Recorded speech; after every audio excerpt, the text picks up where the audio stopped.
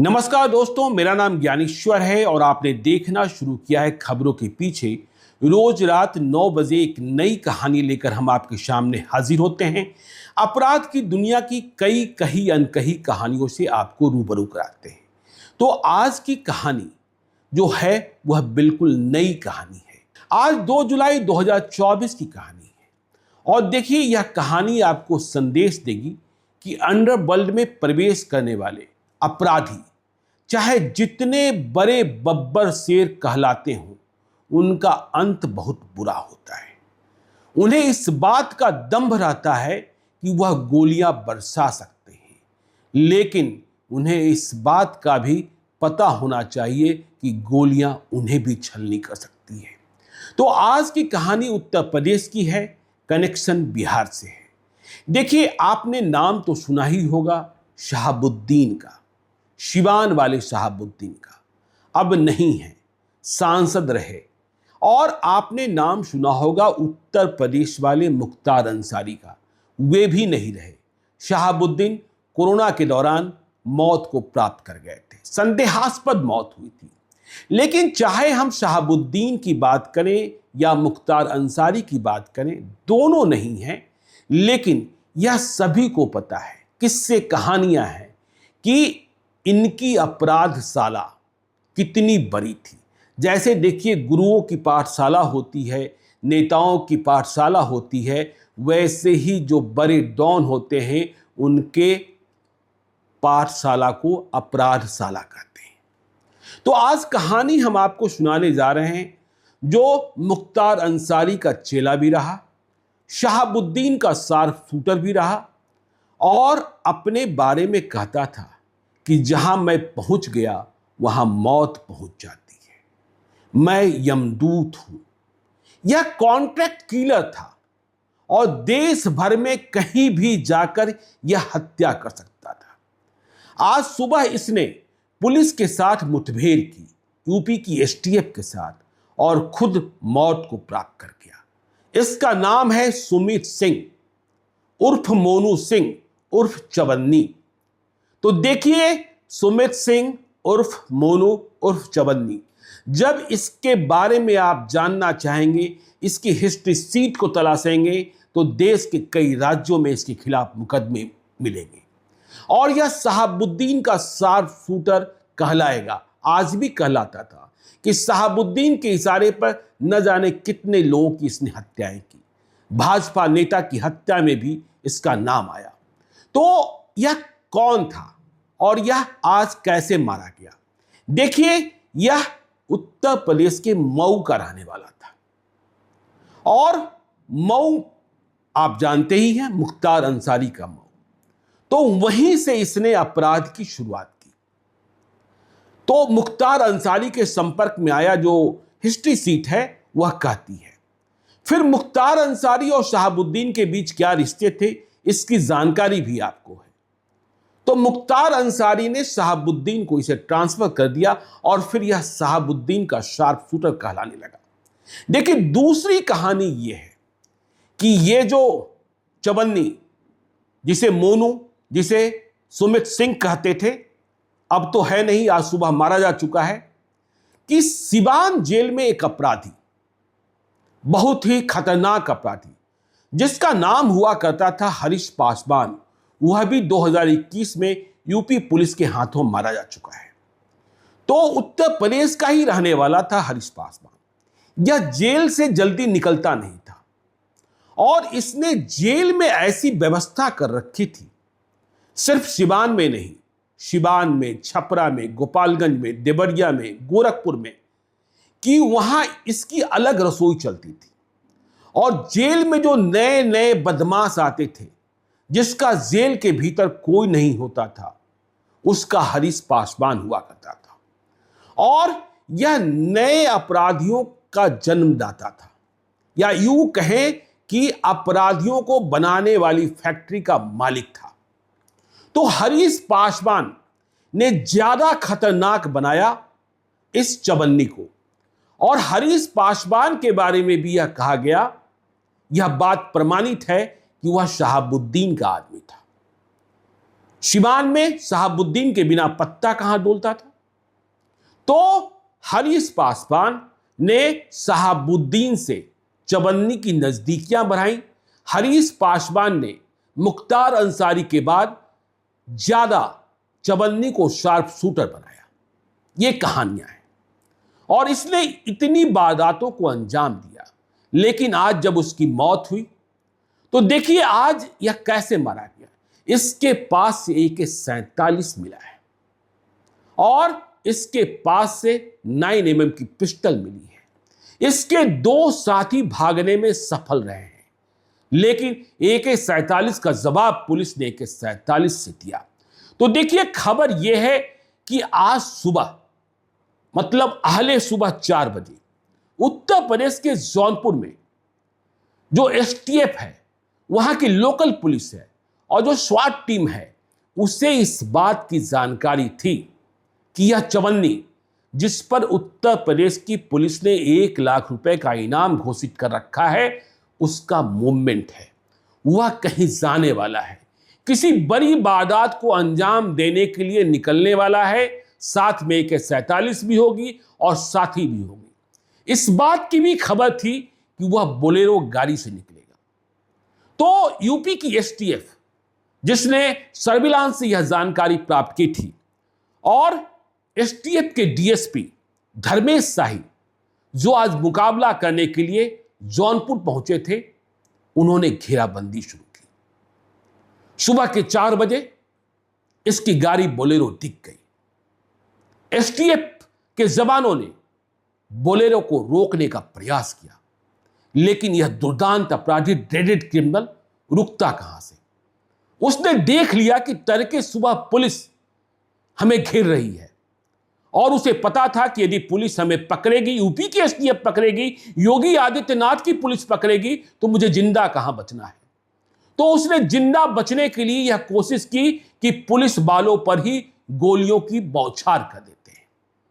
तो इसने AK-47 से, गाड़ी चल रही है, बोलेरो भागने का प्रयास कर रही है, खिड़की से AK-47 से गोलियां झोंकनी शुरू की। अब पुलिस को भी जवाब देना था, आगे भी पुलिस, पीछे भी पुलिस, बाएं भी पुलिस, दाएं भी पुलिस। तो पुलिस ने भी जवाब दिया। जो खबरें हैं जौनपुर से, देखिए कहां यह इनकाउंटर हुआ। तो जौनपुर का बदलापुर है, कोतवाली इलाके में, वहां दुगोली मोड़ है, वहीं यह मुठभेड़ हुई। तो पुलिस ने जवाबी कार्रवाई की।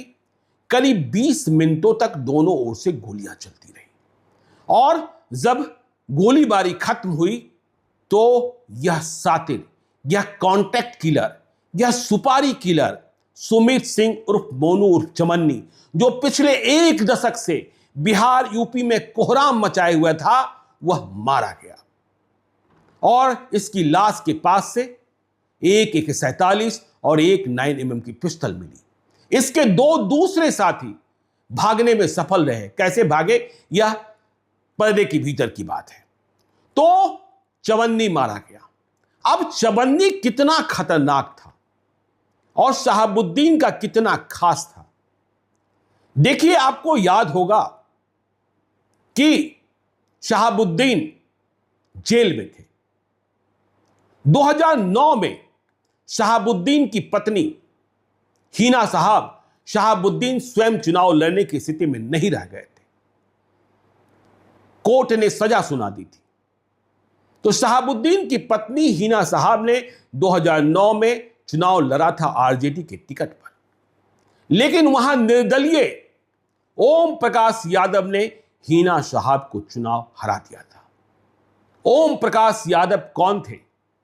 ओम प्रकाश यादव एक ऐसे नेता थे जिन्हें शहाबुद्दीन ने थप्पड़ मारी थी और उसी थप्पड़ का प्रतिकार करते करते, शहाबुद्दीन के आतंक को चुनौती देते देते ओम प्रकाश यादव जब चुनाव प्रचार को निकलते थे तो सिर पर कफन बांधे रहते थे। उनकी पत्नी कहती थी, मैंने अपने को विधवा मान लिया है, क्योंकि शहाबुद्दीन के खिलाफ लड़ना है तो ऐसे लड़ाई थोड़ी होगी। तो ओम प्रकाश यादव ने खटिया छाप के चुनाव चिन्ह पर हीना साहब को चुनाव हरा दिया था। शहाबुद्दीन का प्रभाव शहाबुद्दीन का राजनीतिक वजूद सीवान में खतरे में पड़ गया था। फिर 2014 में ओम प्रकाश यादव बीजेपी के उम्मीदवार हो गए थे और चुनाव जीत भी गए। फिर से हीना साहब चुनाव हारी थी। शहाबुद्दीन जेल के भीतर थे और 2014 में चुनाव हुए अप्रैल मई में। इसके बाद नवंबर में एक बड़ी घटना घट गई। क्या घटना घट गई? ओम प्रकाश यादव के एक स्पोक्स पर्सन हुआ करते थे, बीजेपी के नेता हुआ करते थे श्रीकांत भारती, जिन्होंने 2010 का विधानसभा चुनाव भी कांग्रेस के टिकट पर लड़ा था। तो श्रीकांत भारती की हत्या 23 नवंबर 2014 को कर दी गई। पूरे सिवान शहर में बावेला हो गया।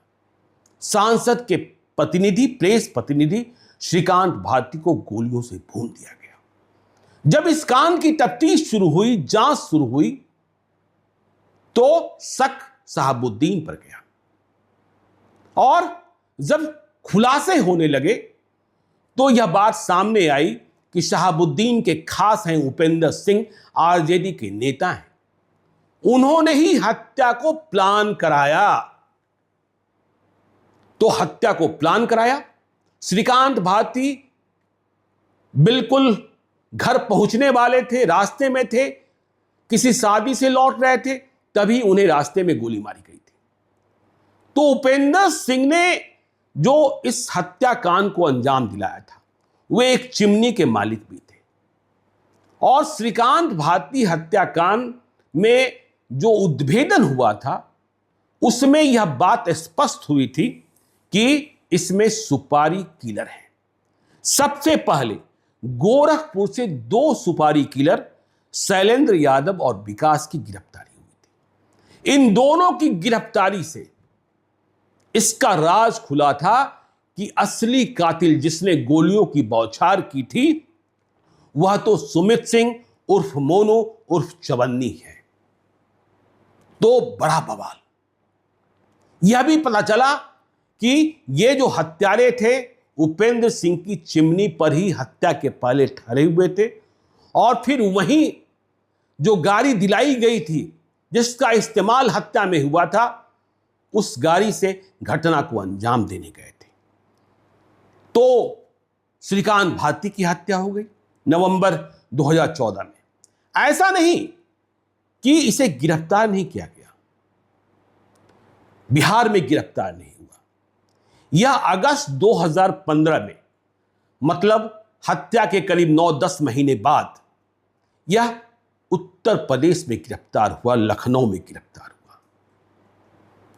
इस गिरफ्तारी में बिहार की पुलिस का इनपुट भी था और जानकारी यह मिली थी कि यह हथियार प्राप्त करने जा रहा था। जानकारी यह भी मिली थी कि इसे एक दूसरे हत्याकांड में किसी गवाह की हत्या करनी थी। इसके लिए यह लखनऊ पहुंचा हुआ था। तो गिरफ्तारी हुई, तब कोई मुठभेड़ नहीं हुई थी, यह जेल में रहा और जेल में रहते हुए भी यह बाहरी दुनिया में, अंडरवर्ल्ड में अपना आतंक कायम किए हुए था। देखिए, सिवान फिर से सिहर गया।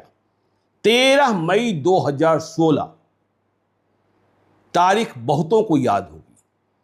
हिंदुस्तान के पत्रकार, हिंदुस्तान अखबार के पत्रकार राजदेव रंजन की गोली मारकर हत्या कर दी जाती है। वह रात को कार्यालय से घर जा रहे थे, रास्ते में, और किस तरीके से अपराधियों ने उन्हें मारा था। राजदेव रंजन की हत्या दोनों आंखों के बीच गोली मारकर की गई थी, नाक पर भी गोली मारी गई थी। अब राजदेव रंजन की हत्या हुई तो बिहार के, देश के पत्रकार आंदोलित हो गए। बड़ा सवाल कि राजदेव रंजन की हत्या किसने कराई? सवाल का जवाब तलाशा जा रहा था। शक की सुई शहाबुद्दीन पर जा रही थी। शहाबुद्दीन इस हत्याकांड में शामिल किस रूप में थे, इसे पहचानने का प्रयास किया जा रहा था। लेकिन एक जानकारी आई कि शहाबुद्दीन की ओर से एक हिटलिस्ट जारी हुई थी और इस हिटलिस्ट में हालांकि शहाबुद्दीन के लोग, शहाबुद्दीन के प्रवक्ता शहाबुद्दीन जेल में ही थे, वे इस बात से इंकार करते रहे कि शहाबुद्दीन ने कोई हिटलिस्ट जारी की थी। लेकिन जो हिटलिस्ट दिखाई जा रही थी उसमें राजदेव रंजन पत्रकार का नाम 7वें नंबर पर था। शहाबुद्दीन से राजदेव रंजन की नहीं बनती थी, यह बात भी सही है। और इस मर्डर केस के पहले एक तस्वीर छापी थी राजदेव रंजन ने। उस तस्वीर के कारण कहा जाता है कि शहाबुद्दीन का गुस्सा 7वें आसमान पर था। वह तस्वीर क्या थी? जेल के भीतर बिहार सरकार के मंत्री अब्दुल गफूर के साथ शहाबुद्दीन भोजन कर रहे थे और यह तस्वीर राजदेव रंजन ने प्राप्त कर ली थी।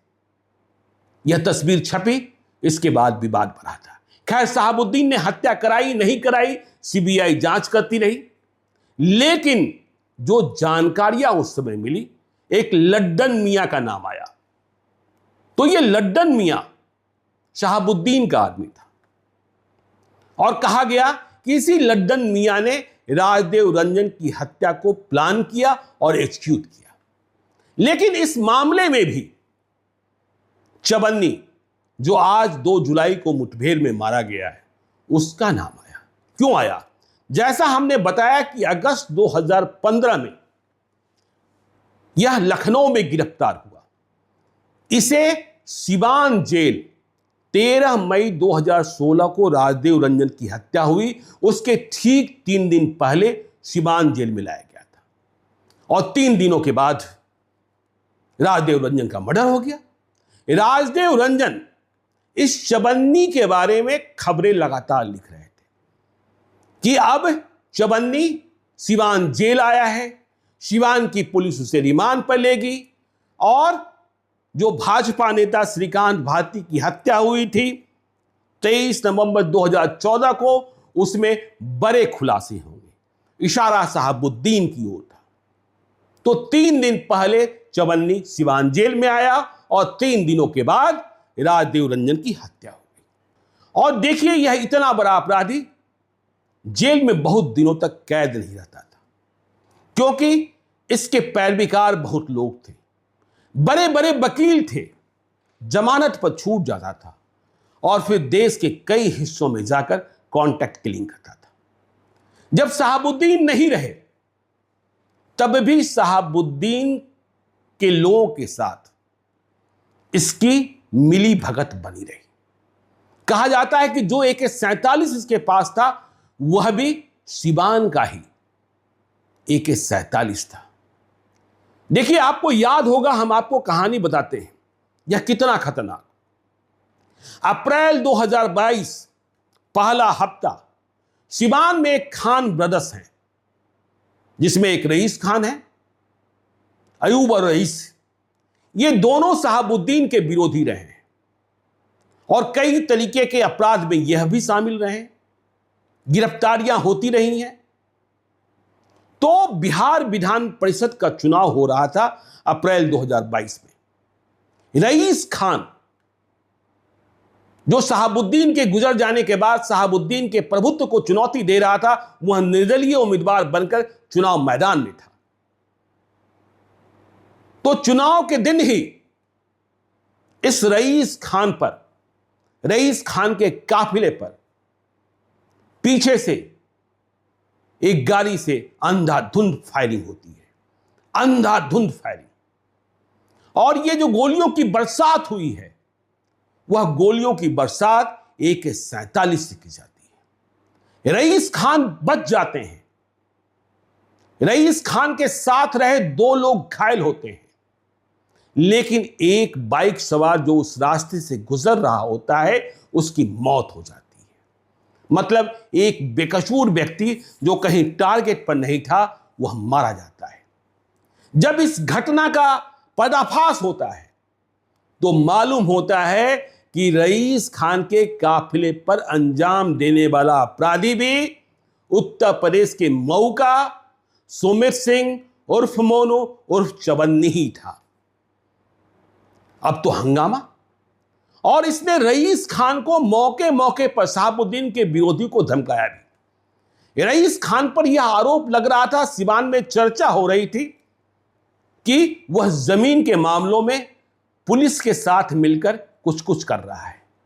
एक जमीन पर रईस खान की नजर थी, तो इस चवन्नी ने रईस खान को धमकाया भी था, उधर नजर डाली तो नजर निकाल लेंगे, आंखें निकाल लेंगे।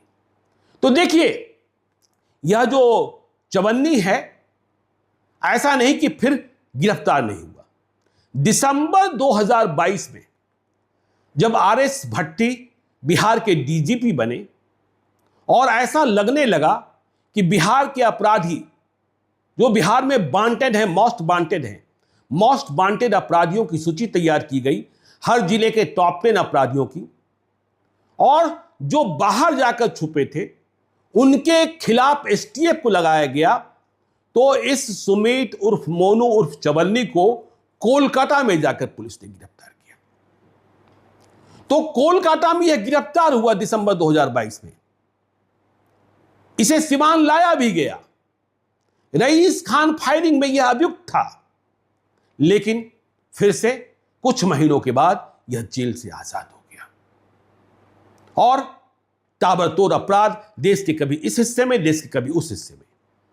मतलब यह इतना बड़ा नाम था कॉन्ट्रैक्ट किलिंग के लिए। अब शहाबुद्दीन तो रहे नहीं, मुख्तार अंसारी भी नहीं रहे, तो कई और गिरोहों से इसकी संगत पंगत और रुपए दीजिए, इससे मर्डर करा लीजिए, क्योंकि यह कहता ही था कि मैं यमदूत हूं, मैं जहां जाता हूं वहां गोलियों की बरसात होती है और जो मेरे टारगेट पर होता है वह जिंदा नहीं बचता है। लेकिन आज यह यूपी एसटीएफ की टारगेट पर था और आज यह खुद जिंदा नहीं बचा, मौत को प्राप्त कर गया। पीछे AK-47 जिससे यह गोलियों की बौछार करता था वह छोड़ गया 9mm की पिस्टल भी। तो अपराध का अंत ऐसे ही होता है। इसलिए हम बार बार कहते हैं कि अपराध की दुनिया से दूर रहिए। वह बब्बर शेर आपको कुछ दिनों के लिए बना सकता है, लेकिन आपका अंत भी होगा यदि अपराध में शामिल रहेंगे। तो आज की कहानी इतनी ही। आप देखते रहिए खबरों के पीछे को। यदि अब तक आपने हमारे YouTube चैनल खबरों के पीछे को सब्सक्राइब नहीं किया है तो जरूर कर लीजिएगा, और यदि इस वीडियो को आप Facebook पेज के माध्यम से देखो, पेज को लाइक कीजिएगा, ट्विटर पर भी हमें फॉलो कीजिए। बहुत बहुत धन्यवाद।